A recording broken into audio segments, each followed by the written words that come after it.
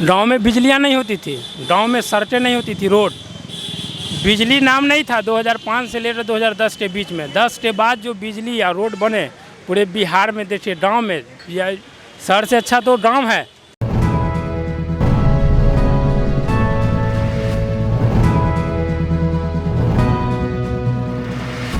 जी, क्या नाम है आपका? श्रवण कुमार। श्रवण कुमार जी। सर, इलेक्शन में कौन जीतेगा ऐसा क्या लगता है आपको? एनडीए की सरकार बन रही है। नीतीश सरकार बन रही है। हाँ। कितना काम किया है, क्या हुआ है, बता सकते हैं आप? बिहार में सबसे पहले तो उन्होंने जो सरकारी स्कूल में लड़का लड़की पढ़ने के लिए नहीं जाता था, गांव में बिजलियां नहीं होती थी, गांव में सड़कें नहीं होती थी, रोड बिजली नाम नहीं था। 2005 से लेकर 2010 के बीच में, 10 के बाद जो बिजली या रोड बने पूरे बिहार में, देखिए गांव में या शहर से अच्छा तो गांव है।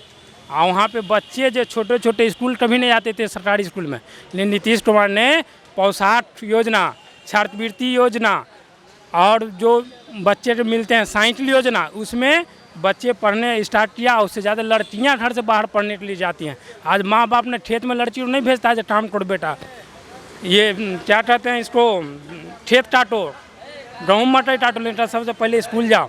शिक्षा का थोड़ा सा सुधार बिहार में हुआ है नीतीश कार्यकाल में, ये सबसे बड़ी चीज़ है। इसलिए नीतीश कुमार जी अच्छा काम किया, उन्हीं को आना चाहिए दोबारा। चुनाव में हमेशा 3 घटनाएं और 3 वर्ग डिस्कस होते हैं, एकदम निचले तबके का, मध्यम वर्ग और अमीर तबका। रिप्रेजेंटेशन की बात करें तो मैं इससे एग्री नहीं करता हूँ, क्योंकि डेमोक्रेसी में हर वोट का एक ही वैल्यू होता है। लेकिन फिर भी जब हम ग्राउंड पे आते हैं तो हर किसी का मत जानना भी इम्पोर्टेंट होता है। सर, आपका नाम क्या हुआ? हमारा नाम हुआ सुरजीत सिंह बग्गा।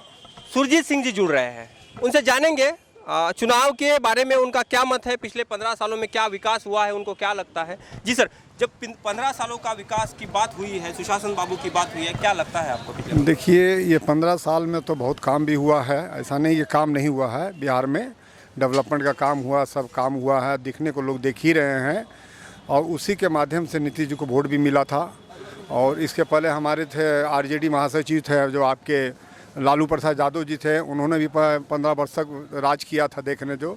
तो सबसे बड़ी बात क्या है कि उनका 15 साल है, इनका 15 साल, दोनों में समझिए कि अलग अलग भावना है देखने जो।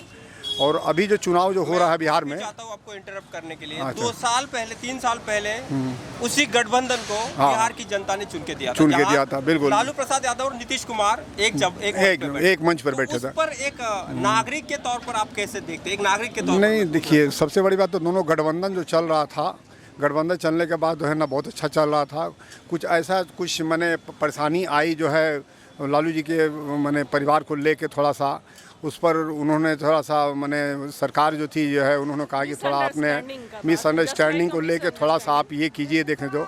तो वो इसी तरह मिसअंडरस्टैंडिंग में ज़रा भेदभाव की वजह से थोड़ा।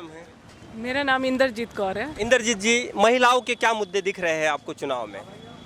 महिलाओं के मुद्दे जैसे महिलाओं के सपोर्ट में, या फिर महिलाओं का जो महिला सुरक्षा होती है, एजुकेशन है, हेल्थ है, इन सारे इसमें आप कैसे देखते हैं इस कार्यकाल को, या फिर आगे आने वाले जो चुनाव के नतीजे हैं, इस पर आने वाली सरकार महिलाओं के लिए क्या करे ऐसा लगता है? महिलाओं का तो पहले से काफ़ी इम्प्रूवमेंट हुआ है। महिलाएं हर दर्जे में आगे हैं, हर जगह आगे हैं। फिर उसका तो कोई कंपेयर ही नहीं किया जा सकता है।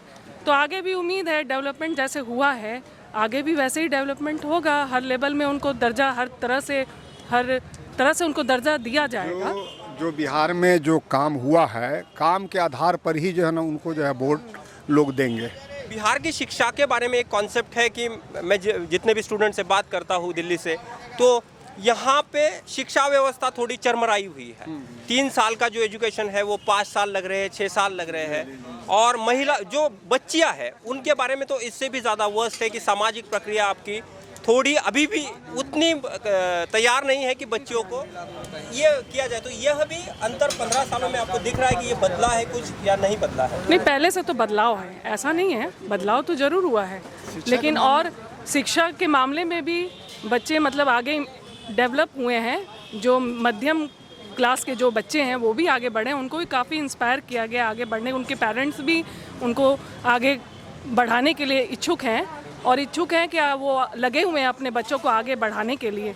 और हर जगह मतलब कि हर लेवल के लोग एजुकेशन के मामले में अब आगे हो। पहले जैसी बात नहीं रही है कि अब एजुकेशन है ना, मतलब हर छोटे से छोटे जो भी मध्यम वर्ग के लोग हैं, हर पेरेंट्स अपने बच्चे को पढ़ाना चाहते हैं, चाहे जैसे भी हो उनको आगे बढ़ाना चाहते हैं कि बच्चे कम से कम मेरे एजुकेटेड हों, वो आगे बढ़ें और मतलब कुछ अच्छा कर पाएं। सवाल है सांस्कृतिक, जो आपकी घूंघट पद्धति है, जो घूंघट डालती है महिलाएं, इसमें कितना बदलाव हुआ है पिछले 5 दशकों में? बहुत ज़्यादा बदलाव हुआ है, बहुत ज़्यादा बदलाव हुआ है। वो सब भावना तो अब यहाँ रही नहीं है।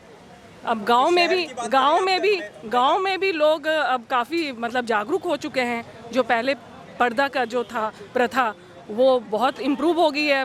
गांव में काफ़ी महिलाएं अभी मतलब फ्रीडम हो गई है, वहाँ भी लोग काफ़ी काम कर रही हैं महिलाएं।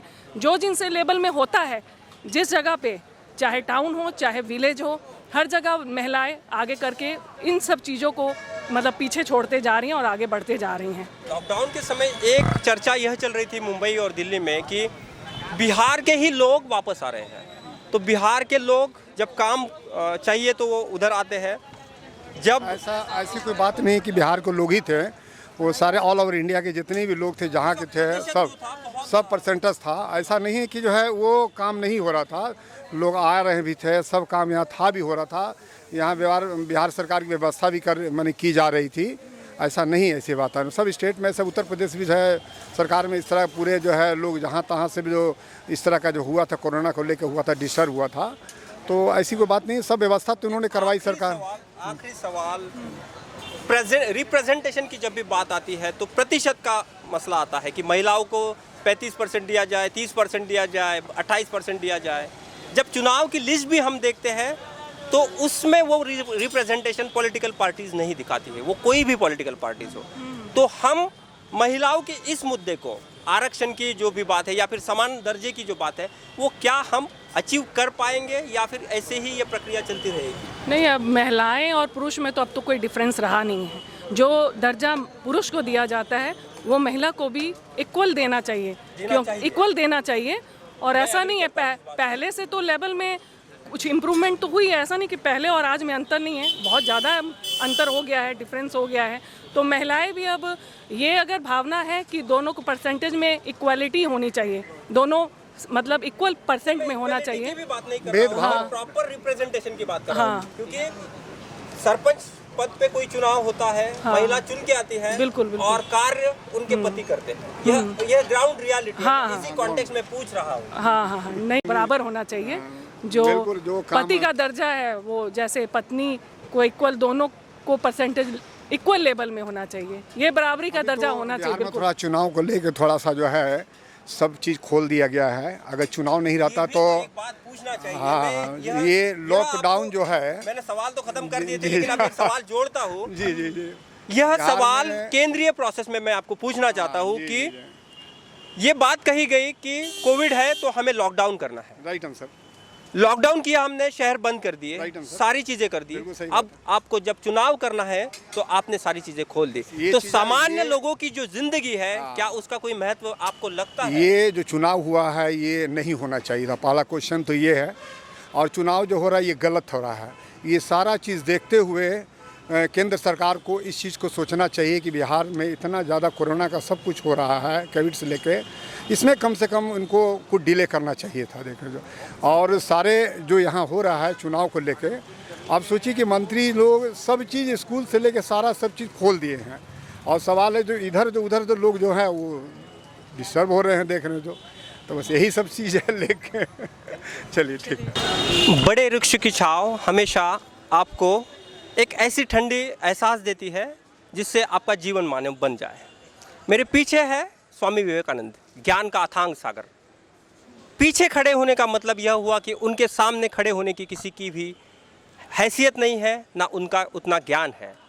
पीछे खड़े रह के ही इस चीज़ को मैच किया जा सकता है कि सामाजिक संस्कृति में उन्होंने जो घटनाएं कही थी, जो चीज़ें कही थी, उसको समाज कैसे आगे लेके जा रहा है। दिन भर के इस चुनावी यात्रा में आपने आज जो भी देखा, जितने भी लोगों को सुना, आपको यह चीज़ एक समझ में आएगी कि नेताओं ने सिर्फ नेतागिरी का ढोंग किया और सामाजिक मुद्दे, सरोकार के मुद्दे छोड़ दिए। रास्ते, सड़क, पानी, बिजली, ये कोई विकास की बात नहीं हुई। जब स्वास्थ्य व्यवस्था, शिक्षा और रोजगार के मुद्दों का कोई हल होगा तभी ये मुद्दे सॉल्व होंगे। चुनावी यात्रा पर खास पटना से मेरे सहयोगी समीम अहमद, जुगल दवे, फोटोग्राफर रोहन तुपकर, वीडियोग्राफर सुशील, मैं इंडिया बुलेटिन के लिए न्यू दिल्ली से।